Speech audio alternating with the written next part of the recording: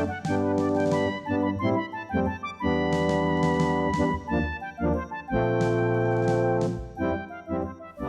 afternoon, ladies and gentlemen. I'd like to welcome you to the Eisenhower Presidential Library's Remembering Vietnam Veterans panel. In our earlier panel today, we talked about policy and kind of the history. Today's panel with 4 Vietnam veterans, we're going to talk more about their personal experiences both in Vietnam and after the war. I'd like to briefly introduce you to each of them. Seated next to me is Mr. David Haight. He's from Elk City, Oklahoma. He served in the U.S. Army from 1966 to 1968. He was with the 1st Air Cavalry Division based in An Key in central Vietnam. Next to him is Mr. Mac Teasley. Mac is a 1966 ROTC graduate of Kansas State University. Yay. He served in the 7th Air Force at Ton Son Nut Air Base in Saigon in 1970 and 71. Next to him is Mr. David Herman. He enlisted in the United States Navy, served in Camp Tien Sha in the port of Da Nang from September 67 until April of 1969. And finally, we have Mr. Jim Deister. He is from Ulysses, Kansas. He was drafted into the U.S. Army in 1966 and served with the 9th Infantry Division in the Mekong Delta area of South Vietnam.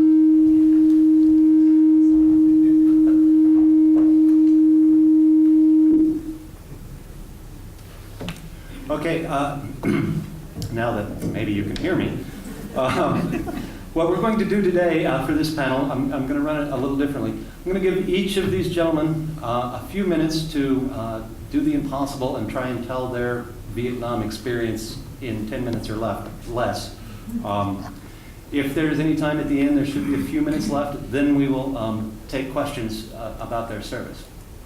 So we're going to start with Mr. Haight, who was in the 1st Air Cavalry Division in central Vietnam. And can we do a mic check to see if your mic is on? Yeah, sounds like it. Yeah, okay.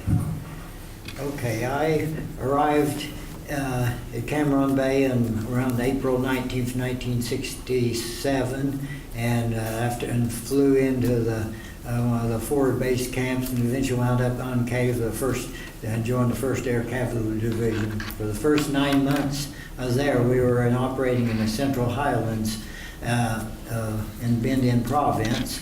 Typically, we were in the infantry outfit, Company C, 1st Battalion, 5th Cavalry, and that was operating out of in the Central Highlands, not all that far from the coastal plain. And typically what we do, we were a helicopter-borne operation, so the helicopters lift us in the area, run patrols, set up company command posts, and then send out patrols, night ambushes, and that type of thing. That was just kind of your average, typically what we did day in and day out. So you'd fly into an area, check it out, look for signs of enemy activity, run patrols. So then if you heard there was any sign of activity, you could quickly bring us to an area where they'd pick us up, airlift us to another area, and we'd carry out what was known as combat assault or air assault, Charlie Alpha as we called it, and you just hope you didn't land in what they called a hot LZ, landing zone, where the enemy is actually shooting at you. I didn't have that experience, but many of my brethren over there did. That was bad. You get in there and they're shooting at you before you get off the helicopter. I think that some places that happened. I can describe my experience in a nutshell being peripheral. We were lucky. 6 months before I came to the unit, my unit had one platoon lured into an ambush and entirely wiped out in the area pretty close to the Idrain Valley. And about a month before I got there, they were pinned down and had some casualties killed. When I left the company in April '68, they were just going into the Quezon there and relieving the Marine base, BC's base at Quezon. They suffered more casualties in those operations in a few days than they did all year. If I remember right, during our year, we had 11 killed and maybe 2-3 dozen wounded.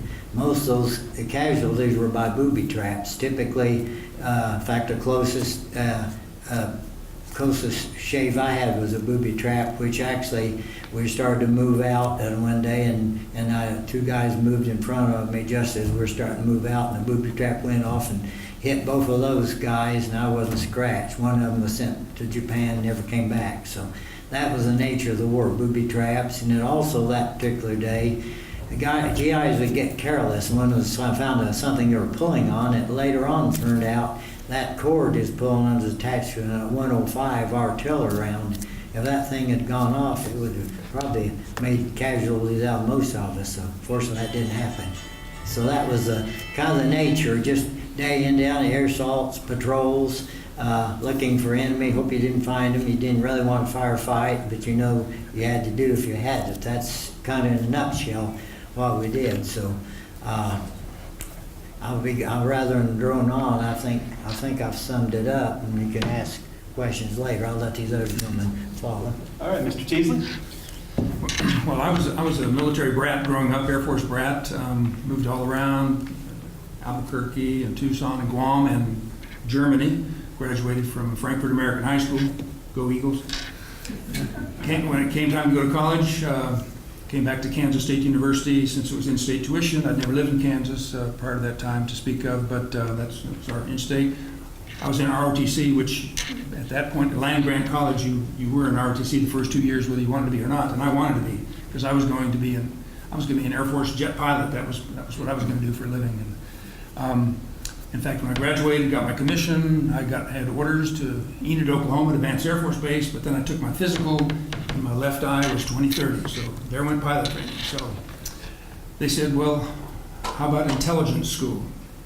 And I said, okay, intelligence school. So I went to Lowry Air Force Base in Denver for 7 months, learning photo interpretation and targeteering and radar predictions and aircrew debriefings and that sort of thing. And then as luck would have it, my first assignment, this was in 1967 when I finished intelligence school, it was Germany, because I had a degree in German, so the Air Force was doing something right. And my wife happened to be from Germany too. I met her there earlier. So I was in Germany for 3 years at a reconnaissance technical group, working with tactical target intelligence information. You could tell the war was on, although we weren't, we were far from Vietnam because I got promoted from second lieutenant to captain in 3 years. It usually took 4.5 or 5 years, so you knew that the war was on. But being over in Germany from 67 to 70, I missed Kent State, I missed ROTC buildings being burned, I missed the Chicago riots and the 68 convention, things like that. So the war was a distant thing for us really until April of 70 when I got my orders to go to Vietnam. So we were leaving Germany, went back to for a 30-day leave in Louisiana, where my father was career military, as I said, and so he was stationed at England Air Force Base in Alexandria, Virginia. Spent 30 days in July in the middle of Louisiana, which got me acclimated for Vietnam, actually, when I think about it. And at that point, then I kissed my family goodbye, my wife, Inga, who's here, and our 2 daughters. Sandy's back there. She was 3.5 when I left, didn't see her for a year. Sorry, Sandra. Went to Vietnam and arrived in about the 1st of August of 1970. And I've told the story this morning about 365 and a wake-up. We had 365 days and a wake-up to get through. I was at Tan Son Nhut Air Base, which is a big Air Force base on the outskirts of Saigon, north of the city. And I was in intelligence. I was a compound inside a compound at 7th Air Force. We had special security clearances that were above top secret, so I could not travel around the country. I could fly, but I couldn't travel. I couldn't leave the Saigon area. At night, the closest I was to combat, we could hear the B-52 strikes, arc light strikes, and artillery at night. So like you hear Fort Riley practicing 25 miles away. We could hear that sort of thing. And I had a helmet and a flak vest in case I needed it. But I was an intelligence officer at headquarters 7th Air Force, and I was in the Operational Intelligence Division in the SAM missile branch, that's surface-to-air missiles. And we kept track of all the surface-to-air missiles in South Vietnam and North Vietnam and where the locations to keep pilots out of harm's way. And we'd send out daily messages, and we'd look for updates, and we had all source information, reconnaissance satellites, and and electronic intelligence, ELINT, and so forth. So that was my job. And there's another mysterious building in that compound, which I wasn't even allowed to go to. Those were the operators that collected the intelligence in its raw form before we got it in a message. So compartmentalization was the key there. But so our missile shop had maps of Vietnam and Laos and Cambodia covering the walls, and we had these rings drawn around where you should avoid if you were flying an airplane. One of the other sources we got, of course, was Aircrew Sightings, and I remember one time I came in and they said, Teasley, you're flying to Vung Tau, which was about a 45-minute flight away in a Caribou, and you're gonna interview a couple of Australian pilot navigator who've been shot down by a SAM and find out what the heck happened. So I flew, taking off a spiral takeoff and landed and went to the hospital, and they had been told that I was coming, and I said, I'm from 7th Air Force Intelligence, I just want to find out more details. And the two Aussie flying officers were in their beds, one of them had a broken limb, and they were bruised, and they'd probably been there 2 or 3 days. I think they found it a little curious that the U.S. Air Force would send this intelligence weenie, down there to talk to them. And so I debriefed them, found out the location on the map, where it was, and so forth. And then I asked them a series of questions. Did you have any warning of the missile firing? And they said no. And are you sure it was a SAM? Yes. How do you know? Because they said, well, we saw the telephone pole coming up. That's what they looked like, a telephone pole. And I said, I'm from the intel shop that tracks these SAMs at headquarters 7th Air Force. We didn't have this one on our order of battle. And they said, I guess you better add it. So that was it.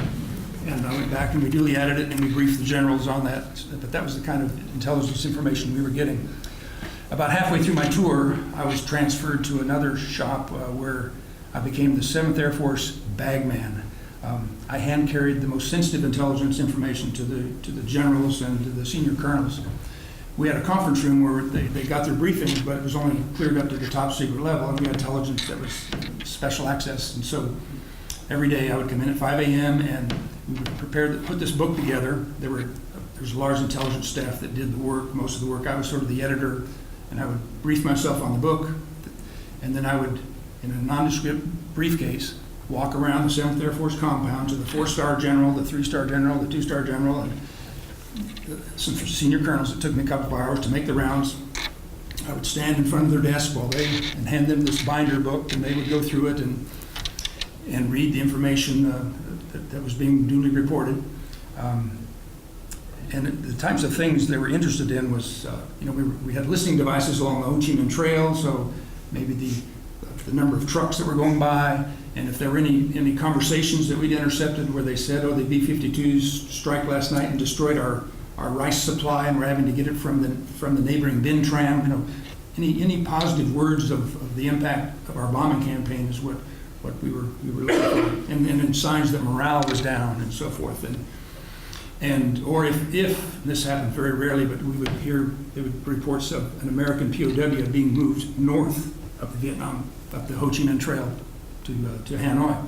So there was that too. So those were the kind of things that we talked, and it was very interesting. And then I would, in the briefing, when I was through carrying the briefing book around, I would go back into the intel shop, and the process would start all over again, 7 days a week, from 5 a.m. to 7 p.m. But it was just a little piece of intelligence information that the command staff needed there. General Lucius Clay was the 4-star general, and Lucius Clay Jr., his father was an Eisenhower contemporary. He was in charge of the Berlin airlift, for example, in Germany. So that it was kind of, I didn't know at the time I was going to end up at the Eisenhower Library, but it's one of those little ironies.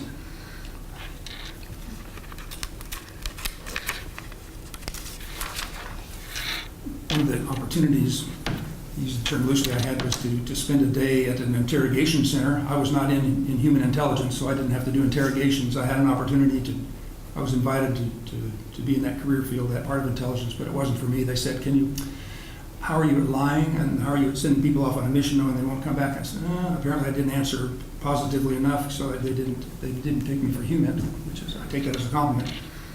But I went to the joint U.S. Republic of Vietnam Interrogation Center in Saigon, and that was kind of it was a degrading. You open these steel cages, and there would be a Viet Cong prisoner and they're crouched, like only Vietnamese can crouch, not wanting to look you in the eye, just because the South Vietnamese were in charge of this place, so they were probably being beaten and tortured, who knows.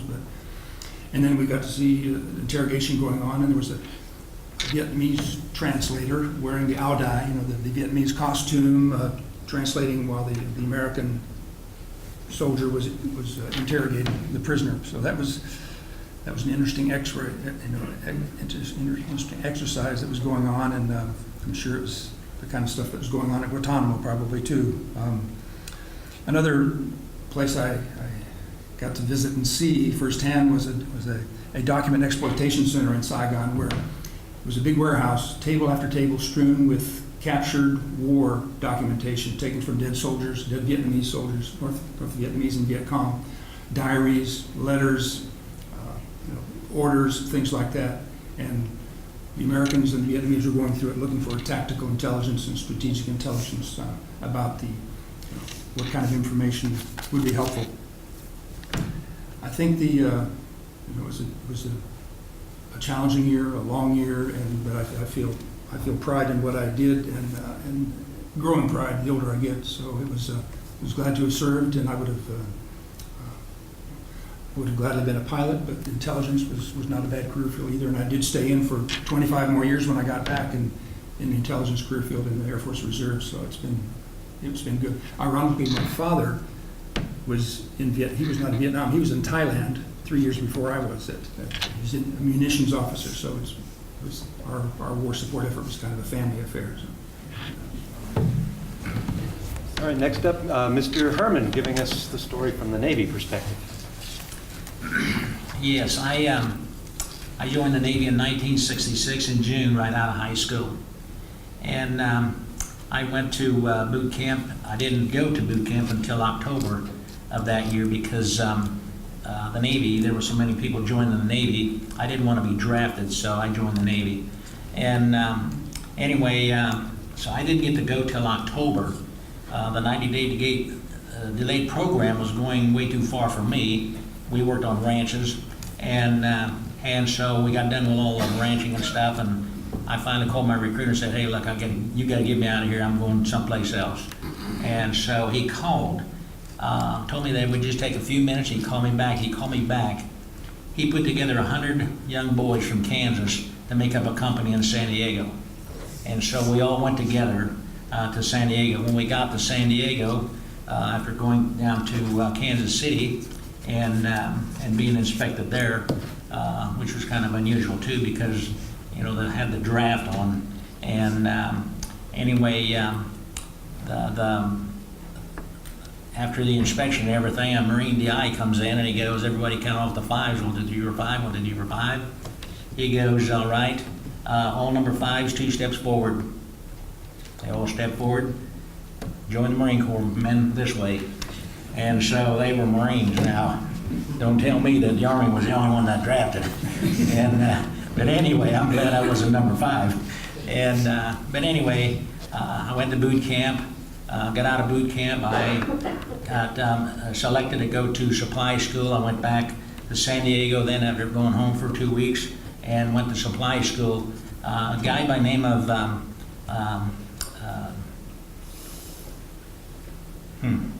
okay, that's age showing. Anyway, from Topeka, Kansas, Arlen Nightingale. We both went to supply school together, so we became really good friends.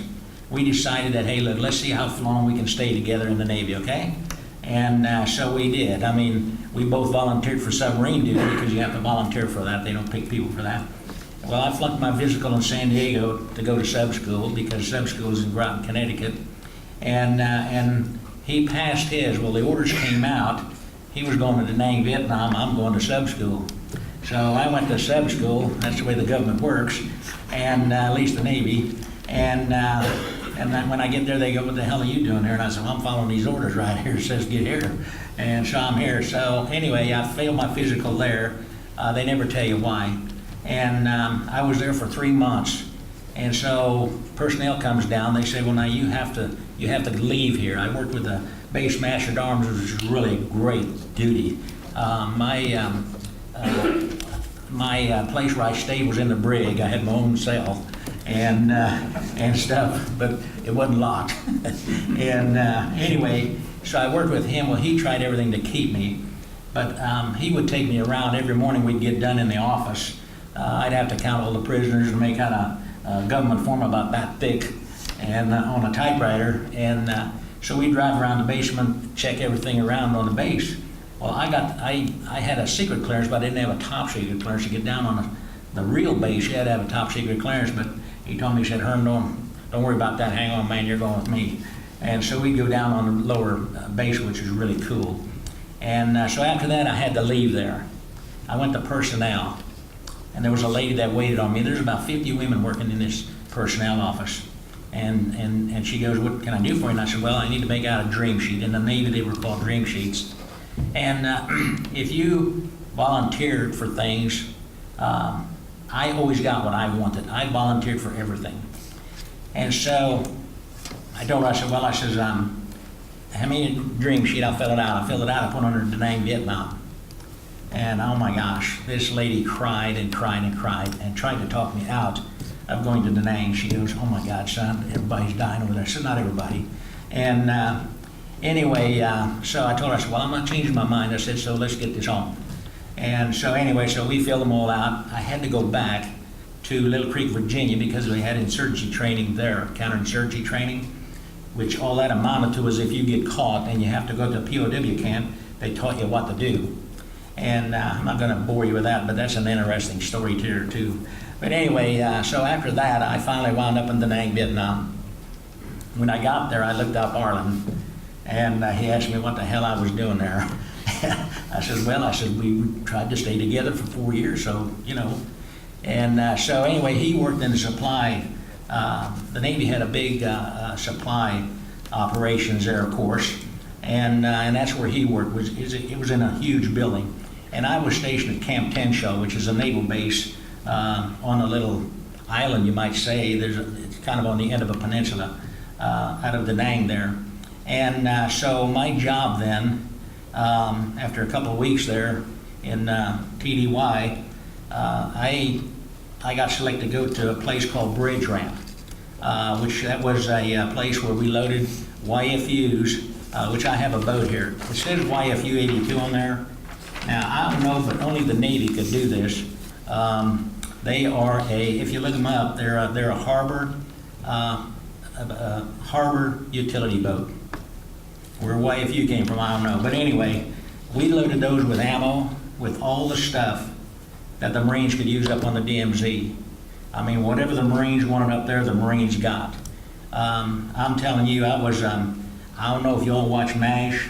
I love MASH because everybody has a major, like Burns or whatever. And anyway, I was like Radar O'Reilly. If you needed it, you tell me you got it. And so we traded and traded and traded. We unloaded 3 personnel carriers one time that had 50 caliber machine guns on them for the ARVN Army.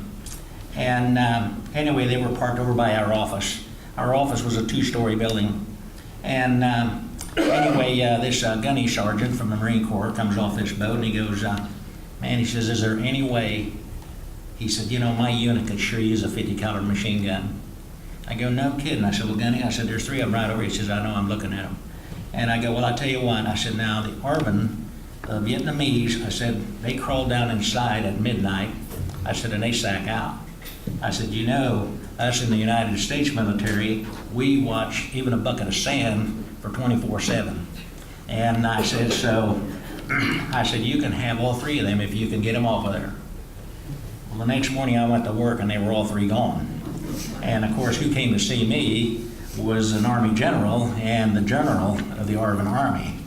And but I had a really nice lieutenant and a chief. The lieutenant, his name was Slack, S-L-A-C-K, and that's exactly what he was. He was really great. And I was getting my quiche ring from this general and this ARVN general. I didn't even know what the hell he was calling me. But anyway, and I was threatened that I was going to wind up in Portsmouth Naval Prison. Well, when that came out of the general's mouth, Lieutenant Slack goes, oh, wait a minute. He goes, Herman, you go back to work. I'll take care of this. Thank you, sir. I went back to work. I had the first slip. They were slips, they were called, because you could run the boat in there. You could let the ramp down on the boat, and we could drive on with a forklift, and we could load anything on there we wanted to. And we could load tanks. We unloaded tanks. A lot of the retrograde stuff that got shot up and blown up by on the Marine side, up on the DMZ and around Quezon and Hawaii and all those places up in there. We unloaded it with big forklifts, and we had 4 Marines that were supposed to be taking care of us at their own site in the back, and then we'd load all this stuff on the LSTs, and it would go back to Okinawa to be repaired. Whatever couldn't be repaired there, it'd go to Barstow, California, and be repaired there. Marines didn't get anything new. In fact, when I got to Vietnam, they were using M14s. That was in '67. In '68, later on, in the latter part of '68, is when they got M16s. And they surely wanted their M14s back because they couldn't get the M16s to work in the sand pile. But anyway, and like I said, we traded for everything. If they needed, you know, we had briefers at the naval facilities there where Arlen worked, and everything for all the food and stuff that the Navy needed and whatever, you know. We had huge warehouses where I was at that we had stockpiled, like everybody loves these sea rations and stuff, but all kinds of stuff. And so we traded for booze, either hard liquor or beer, for cases of ribeye steaks, which those ribeyes had no fat in them. I'm telling you, they were good. And so a lot of the Marines, they got to know me really well. And so I traded a lot of stuff with them. Whatever they needed, I'm telling you, I got. We had an Army unit come by one time with some tanks. There was a row of tanks. Well, one of them ran a track off right beside us. Well, we had a bunch of tanks in the back that belonged to the Marine Corps, and they go, hey, can we go back there and take some? You know, you're never going to get by those Marines back there, let me tell you, unless you want to die here. This is not the place. But I said, across the river over there, you see that brand new tank sitting in that junkyard over there? Yeah, what the hell's that doing over there? I said, well, that is salvage. I said, it's just like everything else. If your unit doesn't have the money to buy a new tank, you're not getting a new tank, but they will buy you a piece of track. And I said, but I'll tell you what, I said, if you can get across that river over there, I said, you can have all the track you want. Well, the next morning I got to work, and lo and behold, the track was missing, and so was the tank. And so, anyway, that's how I worked over there. I worked, we worked 12-hour days, and then at the end of the month, we swapped and ran 18-hour days, and then who was on a day shift then went to nights, and that's how we did this. We had and when you work nights, in the daytime nobody messed with you, but at nights, the VC or whoever it was, they were always shooting at us. Now, as time went on, I kind of figured out why they were shooting at us, because they never hit anything. Okay, but once in a while you could hear the bullets whizzing by, you know, and I tell everybody, now you either get on the ground or, you know, get ventilation somewhere. And but we had a row. It was about a half a block south of us, and then about 2 blocks over, there was a whole bunch of hooches that were over there, and that's where all the firing was coming from. And of course, across the road from us, there was a swamp out there, and way out in the middle of that swamp was a tower, and there was a Vietnamese in there, but I don't know what the heck he ever did. I never saw him fire anything, but I do remember some mortars being shot out there, and tried to blow the thing out of the water, but they weren't good enough to do that. But anyway, the hooches were sitting over there, and they kept shooting at us. So some of the guys, we got together and told the lieutenant, hey, look, man, can't you do anything about that over there? I said, you know, we got the Marines around here someplace. The 1st Marine Division is on the other side of the airport out here. And I said, man, can't we do something? Well, the next day there was a tank that went down and drove right through every one of them and mashed them all. And we never had nobody shoot at us then. And so that had to be where they was at. And but you know, sometimes when I do this, I speak to senior classes, and they ask me, you know, well, do you shoot anybody? Well, that ain't none of their business. And besides that, the Navy, where I was at, we didn't have weapons. We had M16s, but they were in a locker inside our chow hall that were locked up. And so it didn't matter who shot at us. All we could do is throw rocks back. But But anyway, loading all these boats, we had a pile of black powder, which comes in tubes for some gun. Normally, we loaded out a lot of 175 millimeter rounds, which is about this big a round and about, I would say probably about this tall. And there were 6 in a pile, and they were heavy. And black powder to go with them. We had a pile of black powder that would fill one of these YFUs, and or at least fill half of it.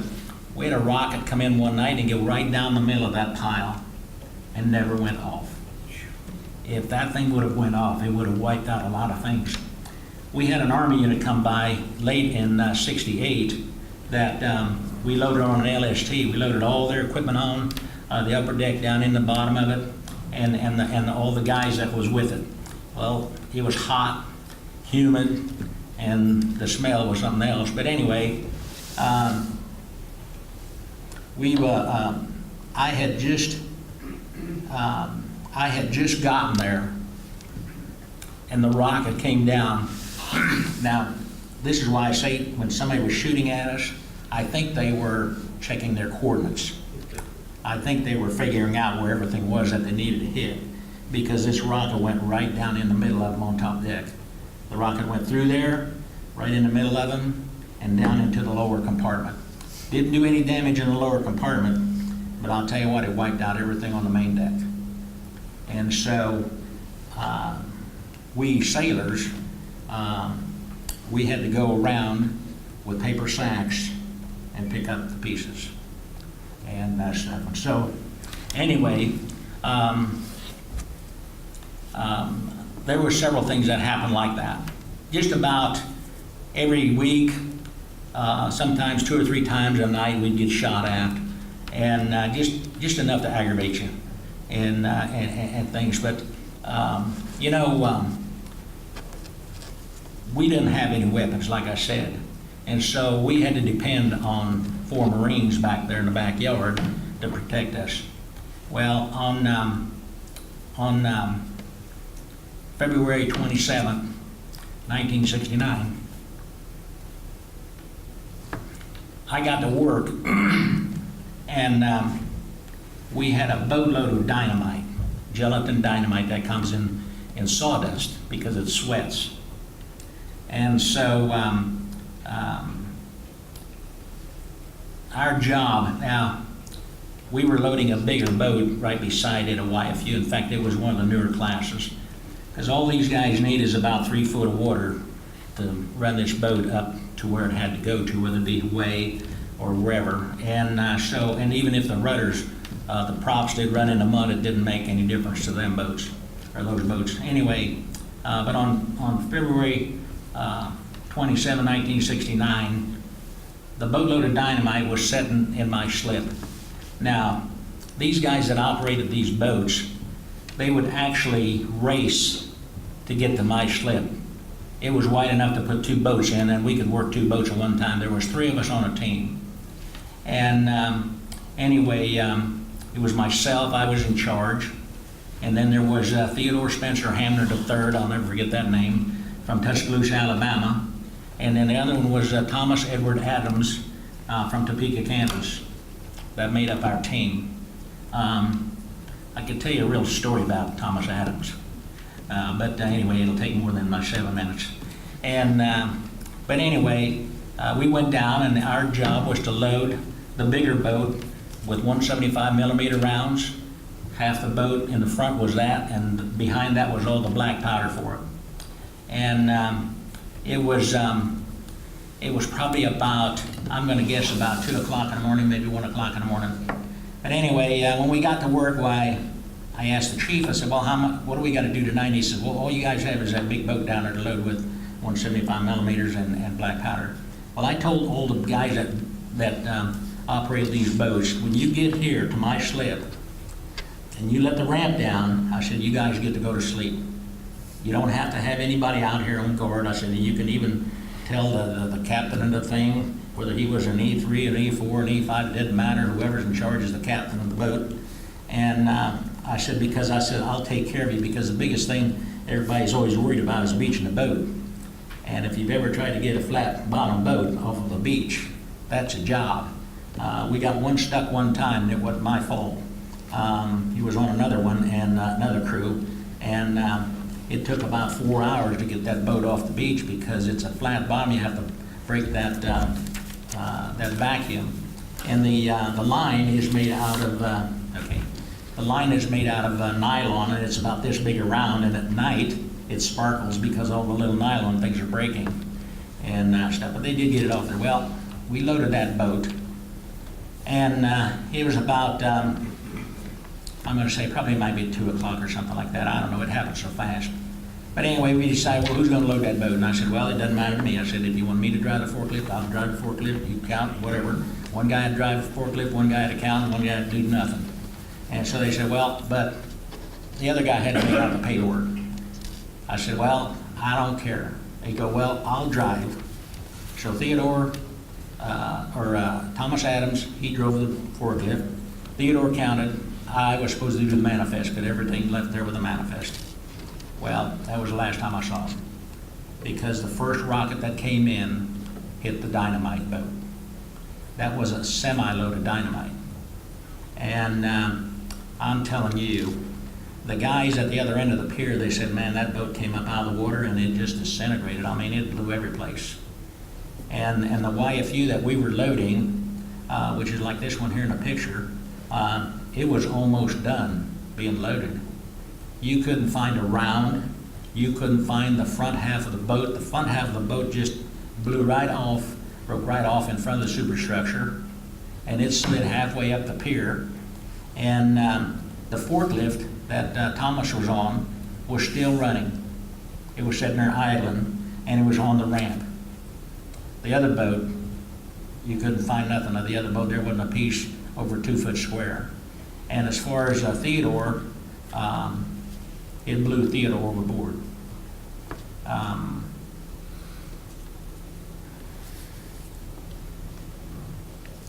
He came floating in 3 days later. Yeah. And so, anyway, and after that, the chief never let me back into that pier. But the guys that ran those boats, man, they loved me to death, because I would never let them get stuck on the beach and stuff. And I actually went over to an area where there was a bunch of huge crates over there.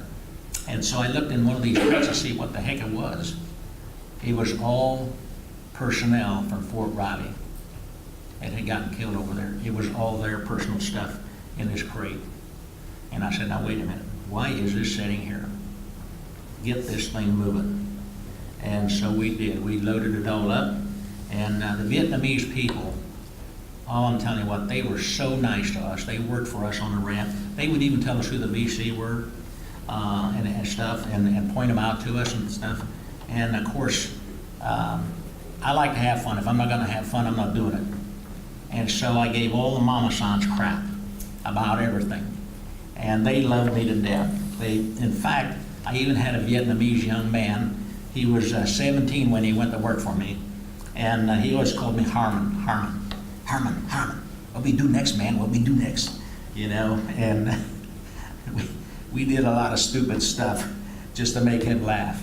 And I always told my wife, if there was anybody that I would have loved to bring back here, it would have been him, because he was really a great kid, and he got drafted, but he had 11 fingers.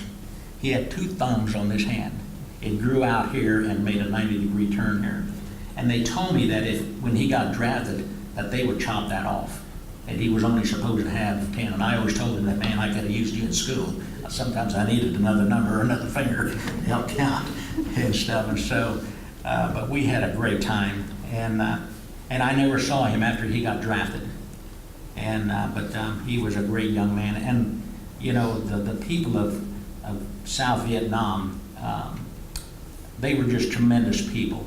I'm telling you, you could give them a 2x4 and they could build something out of it. And they did all of our shoring on our boats to keep the load where it was supposed to be and stuff and everything. And they always told us that if you get to feeling sorry for yourself when you're over here, then why don't you go out here to the Nang Hospital and watch the helicopters come in? You'll get over that. and they weren't lying. I never went out there. There was a lot of guys on the ramp when we got hit that night that boat blew up. We had all those tin big warehouses over there. All that you saw was the frame. The tin was all gone. I mean, unbelievable.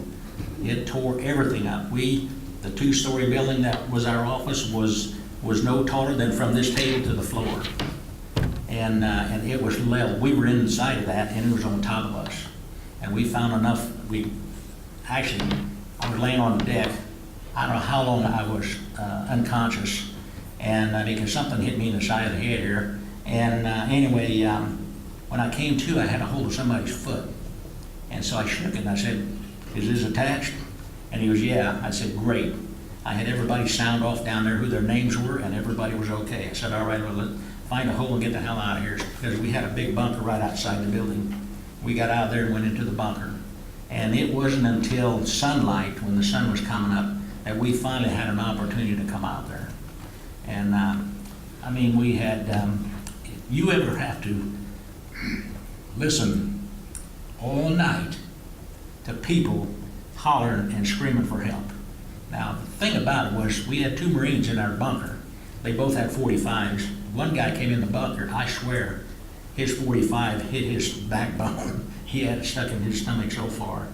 And because nobody was coming in there, because we were afraid, because, you know, in that time of the year, that's when they were trying to overrun all the military installations. And so everybody was on high alert. And so these guys here, man, I'm telling you, they were serious and stuff. And so, but we finally got out of there, and I was supposed to go on the medic truck, anyway, out to the hospital, but I didn't. I did. Time's up. All right. Thank you. Your undivided time. All right, and last up is Mr. Jim Deister.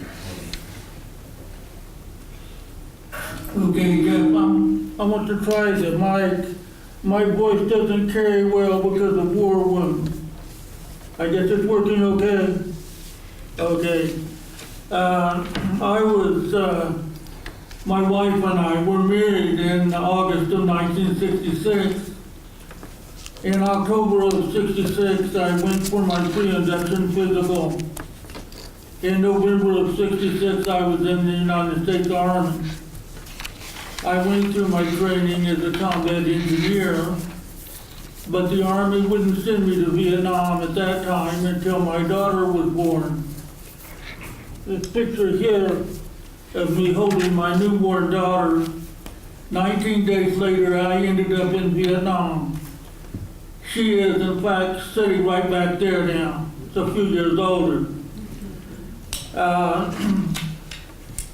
After processing, I was assigned to the 15th Engineer Battalion, which was attached to the 9th Infantry Division. At that time, 1967, each infantry battalion was assigned an engineer platoon. Our platoon was attached to the 5th of the 60th Infantry in Vinh Phu, Vietnam, which was between Saigon and about halfway to the Cambodian border. Our area of operations was basically in the Plain of Reeds section, which straddles the Cambodian and South Vietnam border, and also includes the town of An Lac, which was the site of a major battle in 1963 with the military advisors and the South Vietnamese Army. And it was considered a great communist victory. Over on that table is a medal called the Glorious Victory of Outback Medal. Later on, if we have time, I'll explain how he came by that. On November the 16th, which was my 22nd birthday, by the way, we took off on an operation in the Plain of Reeds. And I spent that day pinned down in the pig pen in Vietnam, half waist high in water. One of my most memorable birthdays. 2 days later, on the 18th, we joined the recon platoon of our battalion across a large canal from a remote fire support base. And during the night, the VC probed our lines. The LP shot a VC. The platoon leader took me and an infantryman close to that LP and set us up. 30 minutes later, we heard a mortar slide down the tube. When the mortar hit over in the artillery section, they started a massive ground attack. My thought was to get back to my guys where I was at. On the way, I got shot the first time. It knocked me down. And as the enemy kept running by me, I thought, oh, these aren't the ragtag VC that we usually are fighting. These are main force and NVA with little backpacks, pith helmets, and AK-47. During a break in the enemy, I finally got strength to get up and start moving again.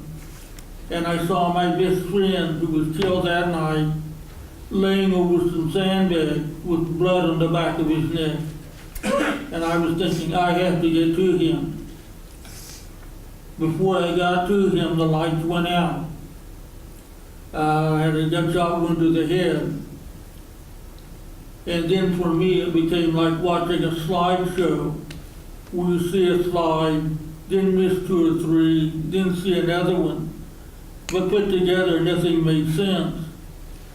The first thing I really remember was a bright light, almost like that light back there, shining into my face. And a good-looking nurse writing me a note. She said, do you know where you're at? I said, last night I was in Vietnam. She said, that was 3 weeks ago, and you're in Japan now, and you'll be going home soon. Well, sure enough, 24th of December, I landed at Fitzsimmons Army Hospital, met my folks, my wife, my new daughter, and started my rehabilitation. I spent a little time at Fitzsimmons, more time at Walter Reed Army Hospital in Washington. The Army said, you're not fit for duty now. Would you like a medical discharge? Well, when we were at Walter Reed, we basically were on duty. And I was a runner for the medical records department. The colonel liked me. He wanted me to stay in the Army and promised me a promotion to E6 right away. I said, no, I just want to go home. So he said, what they'll do is offer you a medical discharge. Tell them no. Tell them you want to be retired with physical disability. It happened just like he said. They got me in a room, doctors came and they poked and prodded. And one of the doctors came up and said, well, would you like a medical discharge? I said, no, I want to be retired with physical disability. He said, well, this will take time. I said, well, I got nothing but time now. Said, it took about 2 or 3 days. So I came back to Kansas. I was able to complete my degree in psychology. In those days, I had no hearing on this side, but I had enough hearing in this ear that I could do fairly well face to face. So I was able to complete my degree, got my master's degree in rehabilitation counseling, went to work in Salina for the Vocational Rehabilitation Services for the state of Kansas in 1972, and worked 40 years, 5 months and 15 days. But at the end of that time, I had a bad infection in this ear, and I lost a lot of my speech tones. After I retired, I had a real bad infection and basically I lost most of my communication sound. Now I can hear people talk, but it sounds like they're 3 blocks away. So I'm resort to communication or technology for communication. But I always wondered, how did I survive that? With a gunshot wound to the head, a gunshot wound to the chest, multiple fragment wounds. And I always wondered about the other guys. Did any of those guys survive? In 1988, I picked up this book about Medal of Honor recipients in Vietnam. And I was just thumbing through it, and the first thing that caught my eye was the date, November the 18th, 1967. I looked at the place, west of Cayenne, Vietnam. I said, boy, I was there. Let's see what this guy has to say. Sammy Lee Davis, the Medal of Honor recipient, related the information to the author and everything that he said.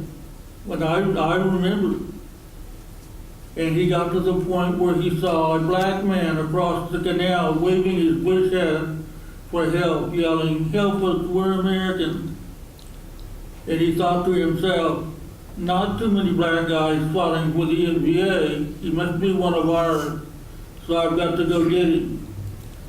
So he came across the canal, even though he was severely wounded himself, couldn't swim. He took an air mattress, and he went looking for that guy. And poking around the bushes, he found 3 guys, and one was shot in the head. Oh boy, my heart flew clear up here. I thought, oh, could this be?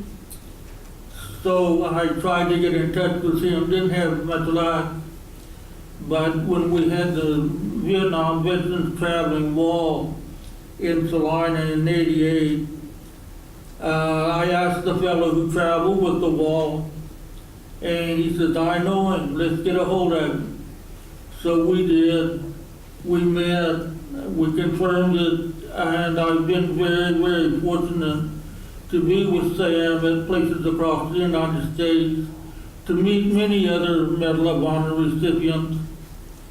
And one of the talks, when he talks, he gives good advice to people. And if you know Sam, he's just a big old smiley bear. And in one of his talks, he talks about you not only have to be willing to die for your country, you must also be willing to live for your country. And I've sort of taken that to heart and become involved in a lot of different veterans organizations. Right now I'm in many VFW, American Legion, Disabled American Veterans, Vietnam Veterans of America, Retired Enlisted Association, and I'm officer. They want me to shut up already?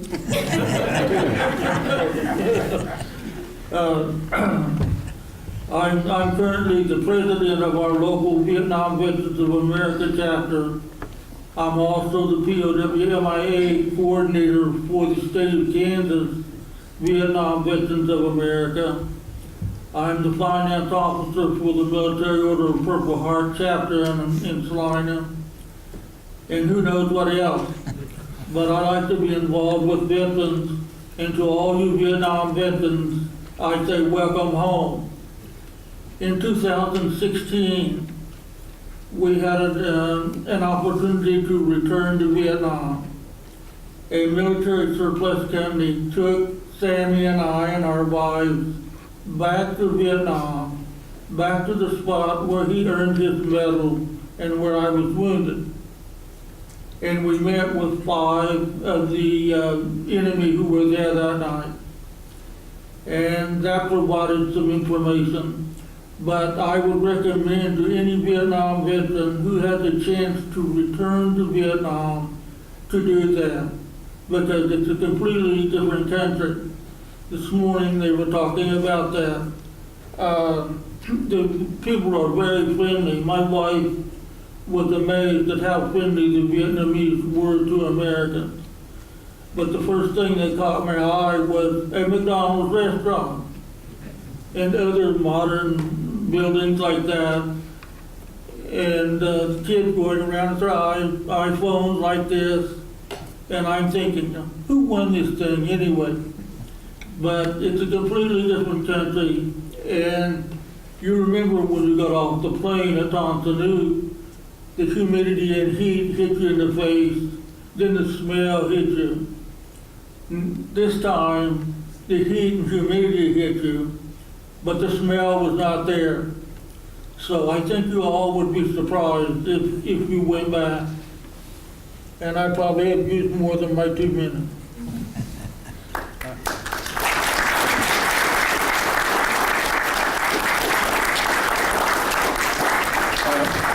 We just have a couple minutes left. If there are any questions from the audience, and if you have them for any specific members of the panel, please include the panelist's name as well.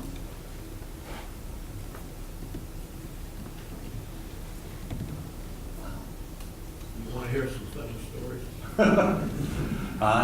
If it's short. No questions at all? As somebody who studies oral histories and tries to take the memories of veterans, sometimes it's kind of hard to get them to open up about their service. Panels like this I really enjoy because it does provide an avenue for these stories to get told. And it provides an avenue for people to hear not just the stories of the generals and the presidents that start wars and run wars, but of the men and now some women who are the ones who end up having to fight those wars. So, I do have a question for the panel. As part of when I was district senior advisor in Ben Long, I had to fill out the Hess report. Is anyone familiar with the Hess report? This gentleman is right here because he was a district senior advisor also. It's the Hamlet evaluation system. And they would come around, it was a big computer sheet, and as a district senior advisor, I'd have to fill it out, page after page after page. And I took my job very seriously, and I would fill it out. You had 1 through 5. I would fill it out 3, 4, 2, put in a few 5s. And I did that for 2 months. And on the 3rd month, the major stopped, turned off the helicopter, and he came in and he said, "Lieutenant Funk, we got a problem here. You're filling this report out with 3s and 4s, a couple of 2s, and a few 5s. He said, "Congress doesn't want to hear that. They want all 5s. And I said, "Well, I'm filling it out as honestly as I can. We have certain problems with pacification, defense, bed caps, different things like that." He said, "It makes no difference. 5s. So from then on, 5s it was. And that's what Congress wanted to hear. And I wonder if that's probably one of the problems with the war, is that Congress wanted to hear certain things, and they didn't want to hear the bad. And all the while I was doing this, I was improving the pacification of that district. But I was not willing, in my mind, to put all 5s. I was doing it honestly. And then they quit doing the Hamlet evaluation system. I think they discarded it or whatever. But I have a couple other stories, some humorous stories. Part of my job was to run an intelligence team. And so one day we captured a Viet Cong paymaster. He was out paying his troops. And I said, "What are you paying them with?" And I looked down, he was paying them with Monopoly money. His girlfriend worked at the PX and on base at an officers club, and she would steal the Monopoly money, give it to him, and he would pay his troops with Monopoly money. And I thought, how are they going to spend Monopoly money, and where are they going to spend it? The other thing we had a problem with, we had an artillery base, Americal. I was in the Americal portion in 2nd Corps. And we had a drug problem on the base. The captain came to me and he said, Lieutenant Funk, your people are smuggling marijuana into my men here. They're shooting, and I had to evacuate a lot of them because they would shoot themselves or get in knife fights or whatever. He said, I want it to be taken care of. So I got with my people. We went out. We trapped the mamasans and took the marijuana off the street there. Well, later on, he came to me and said, Lieutenant Funk, we have another problem. I have heroin on this base, and I want it stopped. I said, I'll take care of it. Well, we'd set up some few traps and everything. We got our intelligence going. He had a houseboy, a Montagnard boy, about 13 years old, named Randy. I came back to him one day and I said, Captain, the person getting your heroin on this base is Randy. That captain laid into me and said, Lieutenant Funk, you idiot, don't you ever tell me that my houseboy was getting heroin on this base. He turned to his XO and he said, go find Randy. XO came back 5 minutes later and said, Randy ain't here. He jumped the first plane back to Chile. Randy was no dummy. No more heroin got on the base.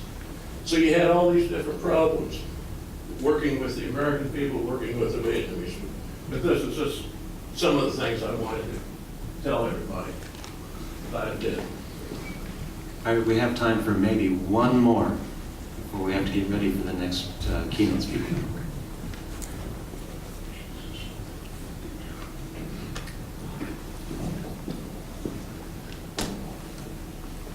I really appreciate Bob Hope. That's the first time I ever got to see Bob Hope was when I was at Fubai. He came out and he performed for us, and he brought along the Gold Sisters. Remember the Gold Digger Sisters? We had them flatbed trailers. We set them flatbed trailers up for his stadium. So the SOS, they really took care of the Americans over there.